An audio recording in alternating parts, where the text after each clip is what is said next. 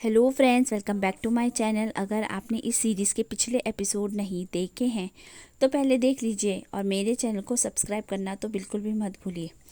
Channel पर नए हैं तो सब्सक्राइब ज़रूर कीजिए। Let's start. एपिसोड की शुरुआत में हमें दादाजी को दिखाया जाता है जिन्हें पता चल गया होता है कि उनकी बेटी का कोई बेटा भी है। तो वो अपने सेक्रेटरी को बोलते हैं कि जल्द से जल्द उसका पता लगाओ, मैं उससे मिलना चाहता हूँ। मुझे बहुत ही ज़्यादा फिक्र हो रही है कि वो कैसा होगा। सीन यहीं पे कट हो जाता है। अगले सीन में हमें शाओजू दिखाई जाती है जो कि जंगशान के साथ में होती है। वो बताती है कि उसे बहुत ज़्यादा पैसों की ज़रूरत है क्योंकि उसकी माँ की तबीयत ऐसी रहती है। तो जंगशान बोलती है कि मैं कमा लूँगी, मैं पार्ट टाइम जॉब्स करूँगी 2-2 3-3 और मैं तुमको वो पैसे दूँगी। ये सुनकर वो बहुत खुश होती है और कहती है हाँ मैं भी काम करूँगी और मिलकर हम इस मुसीबत का सामना कर लेंगे। अगले सीन में ये चारों जो होते हैं नियान की पार्टी में जाते हैं। वहाँ पर पुलिस आ जाती है और तलाशी लेती है। तलाशी लेने पर उन्हें कोर्ट के अंदर ड्रग्स मिलते हैं। वो उस ड्रग्स को लेकर बाहर आती है और पूछती है कि ये किसका कोट है। शिन बोलती है कि ये मेरा है और उसे पुलिस पकड़कर लेके चली जाती है। नियान को सब लोग समझा रहे होते हैं लेकिन वो किसी की सुन रही नहीं होती है और वो पीछे यूँ हाथ कर देती है जिसकी वजह से जंगशान जो है गिर जाती है और उसे चोट लग जाती है। वो हॉस्पिटल में होती है। डॉक्टर बोलते हैं कि इसका थोड़ा ध्यान रखना होगा, एक दिन के लिए इसे ऑब्जर्वेशन में रखना पड़ेगा। उसका भाई उसके साथ में होता है। नियान आती है और उससे माफ़ी मांगती है तो वो बोलती है नहीं नहीं कोई बात नहीं, ये तो एक हादसा था, तुमने जानबूझ के थोड़ी किया। वो कहती हाँ मैंने जानबूझ के नहीं किया, इसलिए मुझे माफ़ कर दो। सीन यहीं पे कट हो जाता है। अगले सीन में हमें दिखाते हैं कि जंगशान के पापा की तबीयत बहुत ज़्यादा ख़राब होती है। उसकी माँ उन्हें संभाल रही होती है तो वो कहते हैं अब मेरा वक्त आ गया है, लेकिन मैं तुमसे कुछ कहना चाहता हूँ। मैंने इतने साल तुम्हें कुछ भी नहीं बोला लेकिन तुमने मुझे कभी पलट कर कोई सवाल नहीं पूछा। तो आज मैं तुम्हें बताना चाहता हूँ कि लंगशान जो है वो मेरा बेटा नहीं है, वो मेरे दोस्त का बेटा है और वो बहुत ही ज़्यादा अमीर ख़ानदान का है। ये सारी बातें वो अपनी बीवी को बता, उसके बारे में जितनी भी जानकारी उसे पता होती है वो सब कुछ बता देता है। इसके बाद हमें समझ में आ जाता है कि टेन्यू जिस लड़के को ढूंढ रहा है वो लंगशान ही है। अब उसके पापा की डेथ हो जाती है। अब उसके बाद हमें दिखाया जाता है कि उसकी माँ ख़त पढ़ रही होती है जिसमें लिखा हुआ होता है कि मैंने तुम्हें कभी कोई सुख नहीं दिया, कभी मैंने तुमसे कुछ नहीं कहा, लेकिन मैं तुमसे बहुत ज़्यादा मोहब्बत करता था। इसलिए मैं चाहता हूँ कि इस जन्म में नहीं लेकिन अगले जन्म में हम दोनों बहुत खुश रहेंगे। ये कहकर ये वो सारी लेटर में लिख कर गया होता है। ये सुनकर उसकी माँ बहुत ही ज़्यादा रोने लग जाती है।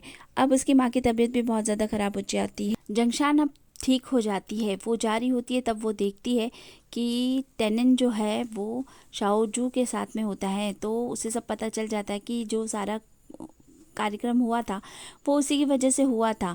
वो जाकर उसे बहुत कुछ सुनाती है वो, लेकिन फिर भी उसे उल्टी उल्टी ही बातें कर रहा होता है। शाओजू बोलती है मुझे माफ़ कर दो, मैंने तुम्हारे साथ धोखा किया। जंगशान बोलती है कि कोई बात नहीं लेकिन तुम्हें ख्याल रखना चाहिए था। वो वहाँ से चली जाती है। शाओजू जो है अपनी माँ को लेकर कहीं और चली जाती है। शाओबू उसे बहुत ढूंढता है लेकिन वो नहीं मिलती है। तो जंगशान बोलती है कि तुम फिक्र मत करो, वो लौट आएगी, वो अभी परेशान है इसलिए वो चली गई है, तुम परेशान मत हो। तो वो उसकी बात समझ जाता है। लंगशान जो है भाग कर जाता है और जंगशान को बुलाता है और वो दोनों फ़ौरन निकलते हैं गांव की तरफ। वो अपनी माँ से मिलते हैं। उसकी माँ जंगशान को पानी लेने के लिए भेज देती है और लंगशान जो होता है बताती है कि मैं तुम्हें कुछ कहना चाहती हूँ। तुम बहुत अच्छे बेटे थे, तुमने सारे बात मानी, तुमने सबका ख्याल रखा, लेकिन अब आज मैं तुम्हें जो बताने जा रही हूँ वो तुम सुनना। लेकिन इसके बाद भी तुम अपनी बहन का साथ मत छोड़ना, उसका ख्याल रखना। तुम्हारी असली माँ का नाम चैन चैन है और तुम्हारे नाना जी का नाम चैंग जियांग है। ये कहकर उसकी माँ की तबीयत ज़्यादा ही ख़राब होने लग जाती है। वो उसके पिता के बारे में बताने वाली होती है।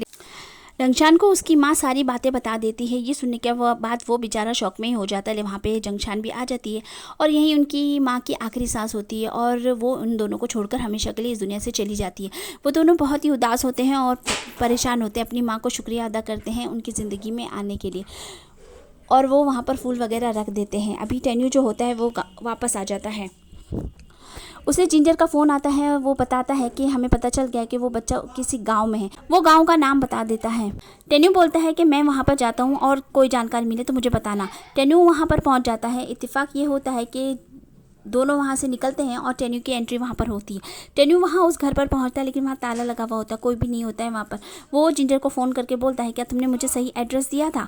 तो वो बोलता है हाँ सही एड्रेस तो दिया था, लेकिन और भी जानकारी मैं आपको दूंगा। तो ठीक है, वो वापस आ जाता है। अगले सीन में हमें दिखाते हैं कि वो घर वापस आ गया होता है और टेनन उसको कहता है कि क्या भाई मेरे साथ चलोगे, मैं आपको अपनी गर्लफ्रेंड से मिलवाना चाहता हूँ। तो वो कहता है क्या सच में तुम्हारी गर्लफ्रेंड है? तो वो कहता है हाँ, और वो उसे उसी कॉलेज में लेकर आ जाता है। यहाँ पर जंगशान जो होती है वो अपने भाई का इंतज़ार कर रही होती है और टेनन जो है वो वहाँ पर पहुँच जाता है टेन्यू के साथ में। टेन्यू जब जंगशान को देखता है तो वो उसके पास मिलने के लिए वो कहता है कि तुम यहाँ पे क्या कर रही हो? तो वो बोलती है अंकल तुम वापस आ गए, कब आए? तो वो बोलता है मैं आज ही आया हूँ। भी वहाँ टेनन आ जाता है और उसे अपनी गर्लफ्रेंड बताने लग जाता है।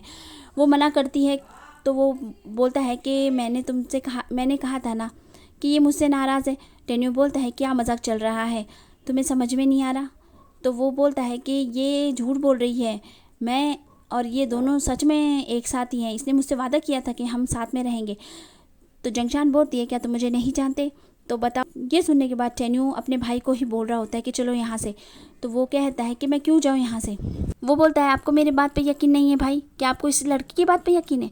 तो बेचारा टेन्यू जंगशान को सॉरी बोलता है और अपने भाई को लेकर वहाँ से चला जाता है। जंगशान उसके पास जाता है और बोलता है कि तुम ठीक तो हो ना? तो वो उसे सारी बातें बता देती है। ये सुनने के बाद वो कहता है कि सोच समझ के फ़ैसला करना, जो भी फ़ैसला हो वो बिल्कुल सोच समझ के करना है। अब तुम मेरी जिम्मेदारी हो, इसलिए तुम मुझे सारी बातें बताओगी जो भी हो। और वो बेचारी बहुत रोती है तो इसलिए वो उसको दिलासा देता है और बोलता है कि ठीक है, हम दोनों अब ये सब बातें भूल जाओ और अब हम सर्दियों की छुट्टी में घर चलेंगे ताकि हम अच्छे से बर्फ़ का मज़ा ले सकें। अगले सीन में हमें टेन्यू को दिखाया जाता है जो कि टेन्यू को बहुत ही ज़्यादा डांट रहा होता है। वो कहता है कि अब तुम बच्चे नहीं हो जो ऐसी हरकतें कर रहे हो, बड़े हो जाओ, समझदार बन जाओ। और उसे डांट कर वहाँ से चला जाता है। टेन्यू जंगशान से मिलने के लिए जाता है, लेकिन जंगशान उससे बिल्कुल भी बात नहीं कर रही होती है और कहती है कि कौन हो तुम, मैं नहीं जानती, चले जाओ यहाँ से। अगर तुम फूल खरीदने आए हो तो खरीद लो, नहीं तो बाकी मुझे तुमसे कोई भी बात नहीं करी। वो उसे बहुत ज़्यादा मनाने की कोशिश करता है। वो बोलता है कि जब मैं वहाँ गया हुआ था तो मैंने तुम्हारे बारे में बहुत सोचा, अपने रिश्ते के बारे में बहुत सोचा और मैं तुम्हें कुछ बताना चाह रहा था, लेकिन यहाँ आने पर ये सब कुछ हो गया। वो उसकी बिल्कुल भी बात नहीं सुन रही होती है और उसे जाने के लिए ही बोलती रहती है। इसलिए हार कर बेचारा टेन्यू को जाना ही पड़ता है और वो वहाँ से चला जाता है। सीन यहीं पे कट हो जाता है। दादाजी जो होते हैं वो टेन्यू को बोलते हैं कि जल्द से जल्द किसी तरह भी उसे ढूंढो। वो बोलता है हाँ मैं ढूंढ रहा हूँ, पूरी कोशिश कर रहा हूँ। अब वो निकलता है तो रास्ते में उसे जिंजर का फ़ोन आ जाता है और वो उसे एक तस्वीर भेजता है और बोलता है कि मैंने पता लगा लिया है, उस बच्चे का नाम लंगशान है और वो यहीं यूनिवर्सिटी में पढ़ता है, तो आप वहाँ पर पता कर सकते हैं। वो बोलता है अच्छा ठीक है, मैं देखने के लिए जा रहा हूँ। लेकिन फिर उसे अचानक ख्याल आता है तो वो बोलता है कि टेनन कहाँ पर है? तो जिंजर कहता है अभी रुकिए, मैं आपको अभी थोड़ी देर में बता। जिंजर फ़ोन करता है और बताता है कि टेनन जो है जंगशान के शॉप के बाहर ही खड़ा हुआ है। ये सुनने के बाद टेन्यू को बहुत ज़्यादा टेंशन हो जाती है, तो वो बोलता है पहले मैं वहाँ जाता हूँ, उसके बाद आगे जाऊँगा। अब टेनन जो है उसकी शॉप के आगे खड़ा होता है और वहाँ से हट ही नहीं रहा होता है। शॉप की मालकिन बोलती है कि इस लड़के को हटाओ यहाँ से, तुम्हारा दोस्त है ना, जाओ इससे बात करो, ये कब से खड़ा हुआ है। तो वो जाती है और उससे बोलती है कि तुम यहाँ क्या कर रहे हो, तुम यहाँ आने वाले कस्टमर्स को परेशान कर रहे हो, जाओ यहाँ से।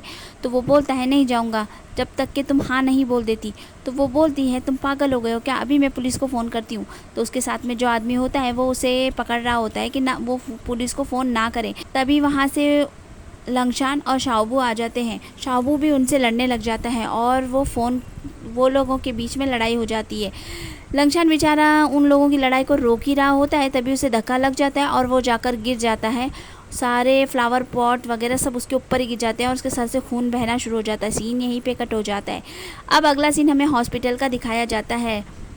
अंदर उसकी सर्जरी चल रही होती है, बाहर जंगशान बहुत ही ज़्यादा परेशान होती है। टेन्यू उसके पास आता है तो वो उसे बहुत ही बुरी तरीके से डांटती है और उसे जाने के लिए बोलती है और कहती है कि चले जाओ यहाँ से, मत आना वापस दोबारा यहाँ पर, तुम्हारी वजह से देखो मेरे भाई का क्या हो गया है, ये सब तुम लोगों की ही गलती है। और वो बहुत ज़्यादा चिल्लाती है, लेकिन टेन्यू बोलता है कि मैं यहाँ से नहीं जा सकता क्योंकि अंदर जो इंसान है वो हमारा भी कुछ लगता है। ये सुनने के बाद जंगशान बोलती है ऐसा कुछ नहीं है, तुम झूठ बोल रहे हो ना। तो वो उसे तस्वीर दिखाकर पूछता है क्या यही तुम्हारा भाई है? तो वो तस्वीर देख के कहती हाँ, मगर ये फ़ोटो तुम्हारे पास कैसे आई? तो वो बोलता है कि ये मेरी आंटी का बेटा है और हमारा भाई है। ये सब बात कर रहे होते हैं तभी वहाँ पर डॉक्टर आ जाता है। तो वो लोग पूछते हैं कि कैसी कंडीशन है, तो डॉक्टर कहता है 15 से 35% ही बचने के चांसेस हैं, दुआ करो कि सर्जरी सक्सेसफुल हो जाए। और ये कहकर वो अंदर चले जाते हैं। सब लोगों में बहुत ही ज़्यादा दुख का माहौल हो जाता है, सब टेंशन में होते हैं। वहाँ दादाजी का फ़ोन आ जाता है तो टेन्यू बोलता है कि हाँ वो मुझे मिल गया है, बस वो ठीक है। वो उन्हें नहीं बताता है कि उसके सर पे चोट लगी है या उसकी सर्जरी हो रही है, ऐसा कुछ भी नहीं बताता है। टेनिन जो है वो भी पछता रहा होता है कि उस आखिर ये सब क्या हो गया, मैं करने तो कुछ और गया था और हो कुछ और गया। सीन यहीं पे कट हो जाता है। सर्जरी हो चुकी होती है और लंगशान को अभी तक होश नहीं आया होता है। जंगशान बाहर खड़ी हुई उसे देख रही होती है और कहती है कि भाई तुमने वादा किया था कि हम दोनों गांव जाएंगे, तो तुम ऐसे कैसे अपना वादा तोड़ सकते हो, तो जल्दी होश में आओ, मैं तुम्हारा इंतज़ार कर रही हूँ। वहाँ पे टेन्यू और टेनिन दोनों ही हॉस्पिटल में वापस आ जाते हैं। जंगशान उनको देखकर फिर से उन पर चिल्लाने लग जाती है, तो टेनिन उससे माफ़ी मांगता है, लेकिन वो उन लोगों को माफ़ नहीं करती और जाने के लिए बोलती है। दादाजी को भी ये सारी बातें पता चल जाती है और वो भी फ़ौरन मिलने के लिए आ जाते हैं हॉस्पिटल में। लंगशान को देखने के बाद वो समझ जाते हैं कि ये उनकी बेटी का ही बेटा है और वो बहुत ज़्यादा इमोशनल होते हैं। बाहर टेन्यू और जंगशान बैठे हुए होते हैं। टेन्यू उसे सारी बातें बता देता है। वहाँ पर जिंजर आता है और बोलता है कि दादाजी आपसे मिलने के लिए बुला रहे हैं। अब दादाजी टेन्यू को बोलते हैं कि जल्द से जल्द लंगशान को वहाँ से निकालो और अपने घर पर शिफ्ट करवा लो। ये सुनकर बेचारा टेन्यू तो बहुत परेशान हो जाता है। वो बोलता है कि वो दोनों भाई बहन बहुत सालों से साथ में हैं, तो वो बोलता है कि उसे हम कुछ दे देंगे, रिपे कर देंगे उसके बदले। ये सब सुनकर टेन्यू को बिल्कुल अच्छा नहीं लग रहा होता है। वो बाहर चला जाता है तो उनके दादाजी के सेक्रेटरी वहाँ पर आते हैं और वो उन्हें बोलते हैं कि आप इतने परेशान क्यों लग रहे हो। तो वो बोलते हैं कि इतने सालों से जो दोनों भाई बहन इतने प्यार से रहे थे, हम उन्हें कैसे जुदा कर दें।